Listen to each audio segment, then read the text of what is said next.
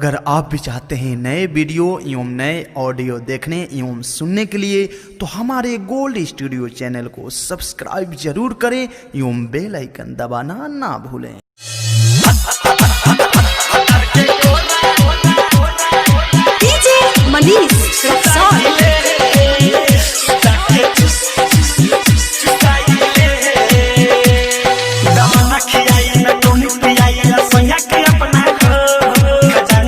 चलो धुरा बस अपना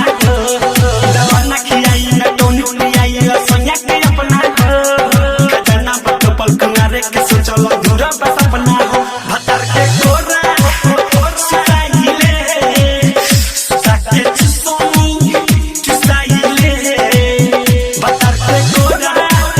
सुताइले सुताके चुसोनी चुसाइले डीजे मनीष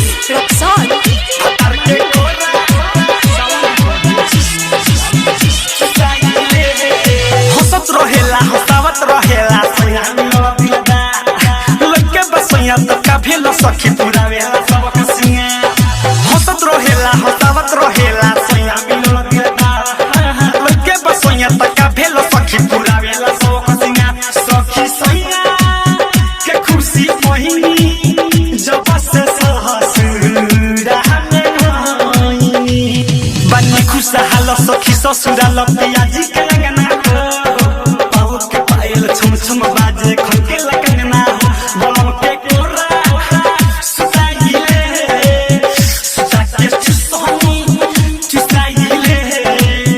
बलम के कोरा सुताइले सुताके चुसोनी चुसाइले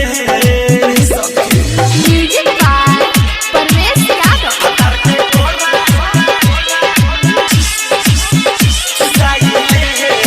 रोज सिखाइल प्यारे करे के दिया राइटर मिठू मिसाइली यारवा के आवे न पन कोया पिया बिकिरत रोज सिखाइल प्यारे करे के दिया विवेक सावन परवेश यारवा के आवे न पन कोया खूबे कोई मन मानी सखी होई का कहानी सोये लखैया से चोरी में दब के जबोइनी फुलावना के सुनो ये सखी ना देनी उठावना बलम के कोरा सुताइले सुताके चुसोनी चुसाइले भतर के कोरा सुताइले सुताके चुसोनी चुसाइले दवाना खियाई न टोनी पियाई सोनिया के अपना खजाना बटोपल कुंगारे के सो चलो धुरा बस अपना भतर के कोरा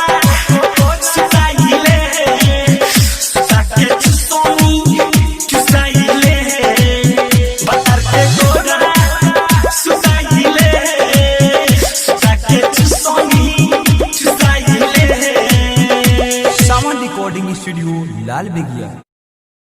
दवाना खियाई न